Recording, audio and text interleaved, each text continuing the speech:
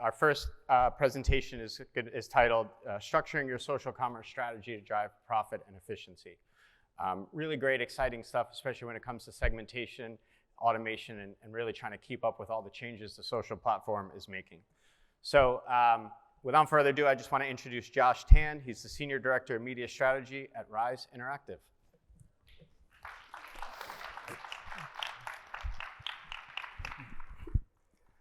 Hi everyone, good afternoon. Thank you so much for spending a few moments of your afternoon with me today. I'm so delighted to be here. My name is Josh Tan. I'm the Senior Director of Media Strategy at Rise Interactive. We're a quad company, we're a performance marketing agency. Some of you may know us through our proprietary technology CommerceNext, which is our platform that allows us to practice interactive investment management, which is our approach to maximizing media dollars in channels and tactics that drive the most value first, before moving on to incremental areas of opportunity. We have a number of e-commerce clients ranging from large enterprise brands such as Ulta Beauty to Follett Higher Education, which manages the bookstores across universities in the US, both online and offline, as well as more niche brands such as Peruvian Connection. And while they have a smaller footprint, they do operate in multiple different countries. As far as myself, a little bit about me.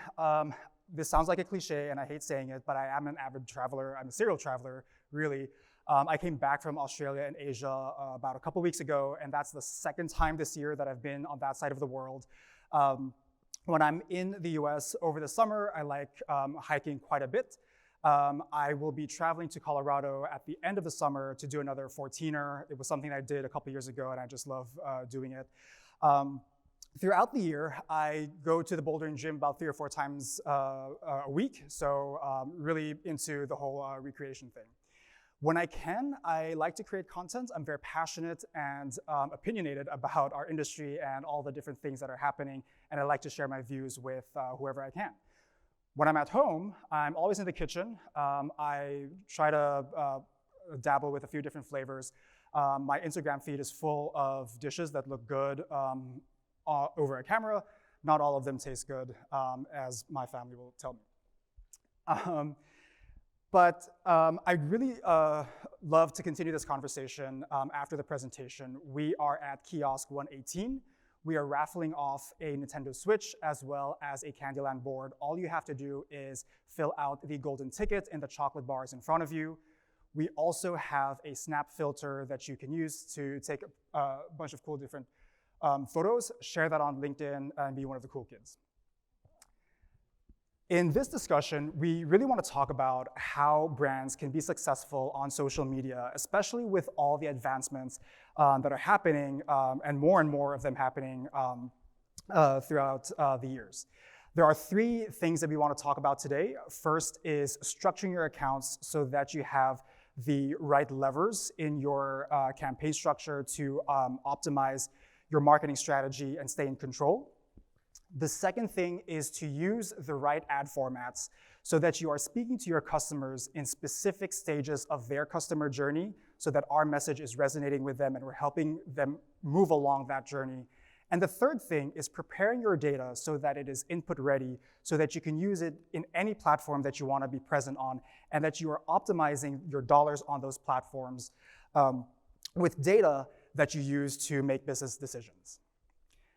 And with that, I'd like to begin with how social media has evolved, how social media advertising has evolved over time. So if you take a look back and you think through when Meta began, that was about 2007. That's when they launched their ad platform. Not long after that, they released automated placements. And what that means is you relinquish control and you let them decide on which of their platforms to serve your ads. It wasn't too long after that where this whole notion of campaign budget optimization came about, or CBO, and now you're not only giving them decision-making power over the platforms, but you're giving them your budget. They will decide which ad set to spend it on and which ones first and how much to spend your money there. And then as if that wasn't enough, they came out with dynamic creative in 2018. And there's a few different variations of this, but essentially what it is you give them a bunch of different assets, your images, videos, some text, a call to action that you prefer. They will decide the combination of these and serve that to individual users. So they want to decide what to serve, which of your assets to serve to your individual customers. And as if that wasn't enough, Advantage Plus released last year, and that basically gives them all of your decision-making power, including the audiences that you reach, the locations that you are targeting. Essentially, you give them your budget, and they will make all of these decisions for you. This is not a trend that is exclusive to Meta. We see other platforms using automated placements like Snap. Pinterest is leaning into campaign budget optimization. This is also not a phenomenon that is exclusive to social media. For those of you that also manage the search side of things, you'll know that Google is very heavily pushing Performance Max. If you had the chance to go to Google Marketing Live or read some of the notes, you'll also know that there's even more automation to come. What remains the same, however, is that customers will go through their individual journeys, beginning with their awareness stage and discovering possibilities, before moving on to finalizing their selection from the products that they've seen, and then ultimately making that purchase. As advertisers, our job remains the same, to serve the right user the right message at the right time. And we can do that through product ads that support our product catalog, or through static or motion ads that support our brand's look and feel. So the question then becomes, is automation working for our brands? Are we able to reach our goals with what is out there? I have a quick illustration of 3 different customers, and say customer A is someone who occasionally buys from you. We know that they purchase maybe 3 or 4 times a year. We know that they like to purchase in-store. They're in your CRM because they've purchased with you in the past. Customer B, on the other hand, is someone who is all about your industry, your vertical, your space. They love the products that you have to offer. They've engaged with you through signing up with your newsletter. They're in your CRM because of that, but they have not yet made that purchase. And then customer C is someone who you want as your customer all the time. They are in love with all the products that you have to offer. They love your brand. They even have your store credit card. They are in your CRM because they're such an active customer. Even with best practices that the platforms release, there's a very good chance that you are serving the same ad to these people because they're all in your CRM. And so then the question becomes, what can we do about this? And it really begins with how we structure our accounts. We need to be creating levers as we structure our campaigns so that we have full visibility into the customers that we are talking to, where they're at in their purchase journey, and the ads that we are serving them. And so for an e-commerce brand, you're typically looking at 2 types of customers. Those that are very in the know and very adamant about the product that they are looking for, and it's best to serve them with our product catalog because they're looking for something very specific. You then have others who know that they need something, but they don't know who all the providers are out there, and they need a little bit more than just a nudge to really get them to make that purchase. And you support them with the different images, motion ads that you have to offer, giving them the right messaging.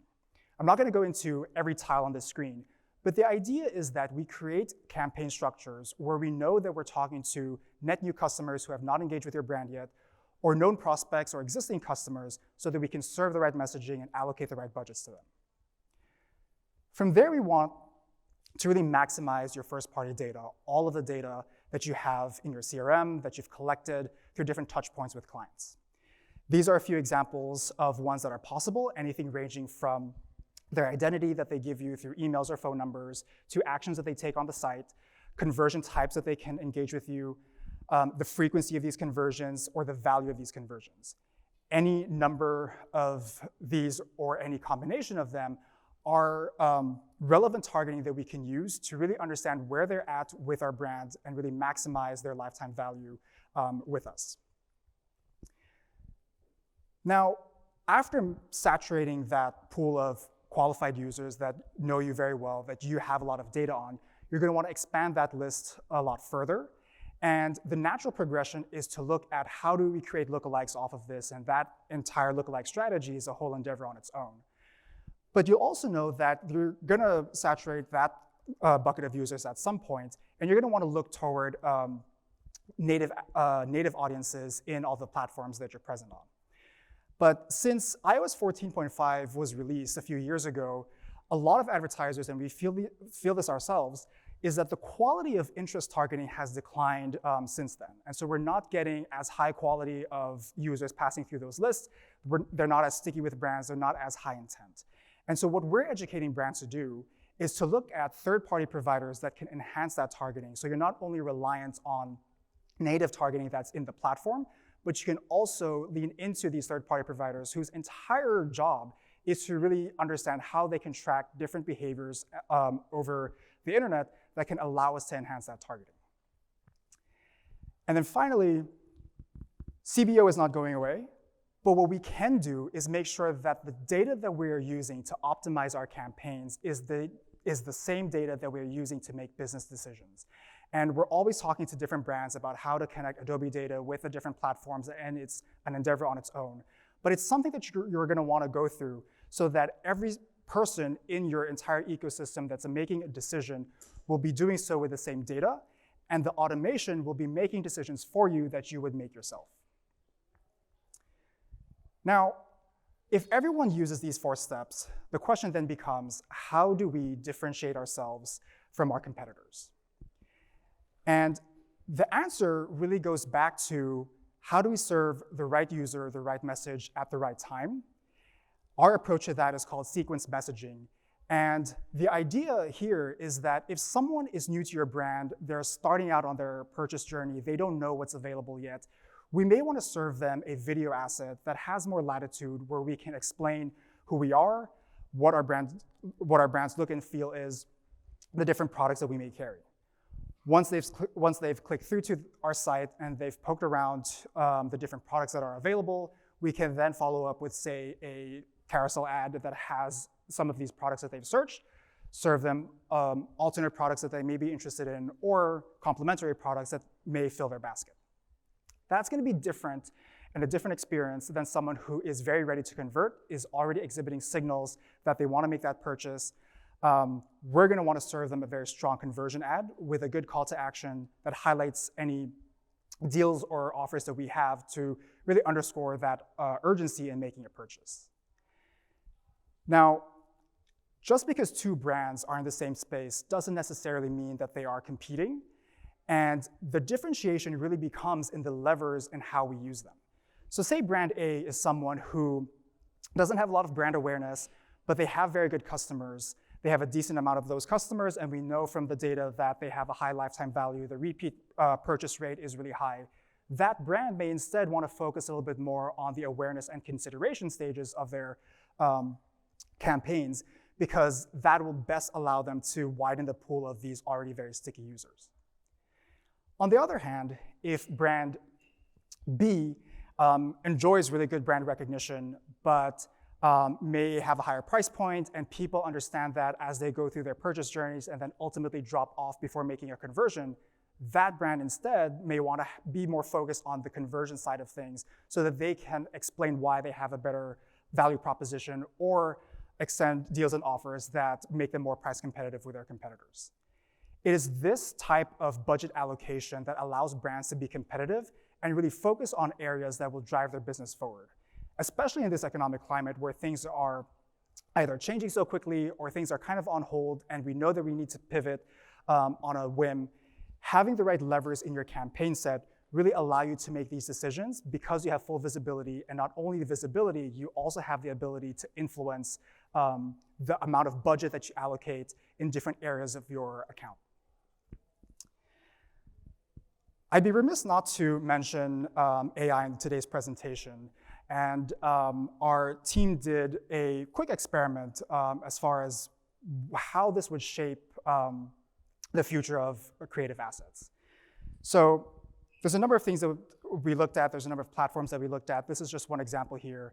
But say you have a very pointed prompt for an Instagram ad. In this case, it's white Nike shoes. So you have the color, the brand, the item itself, and you know exactly the type of background that you want to serve this ad in, which is a skate park. You'll notice from the screen that none of these images are quite what we put into as a prompt. And so while we're excited about the prospect of generative AI, and there's a lot to be excited for, we, at this time, do think that the technology needs to catch up to allow us to really lean into it and take full advantage of what is yet to come. And as we wait for the technology to catch up, what we're educating our brands to do is to partner with providers that are already out there where you can do the same thing and provide them different inputs such as the text, the images, calls to action. They can create ad variations at scale for you for every single customer type that you are trying to reach, every stage of the journey that you need to reach them on. But more importantly, look for partners that are able to provide you data so that you or they can draw the right conclusions from the insights that you can get from this data. It's not only important that you're testing, but also that you have a partner that can curate all this data that you need in order to elevate your strategy. And that's really important in preparing yourself for the future, for how AI is about to come.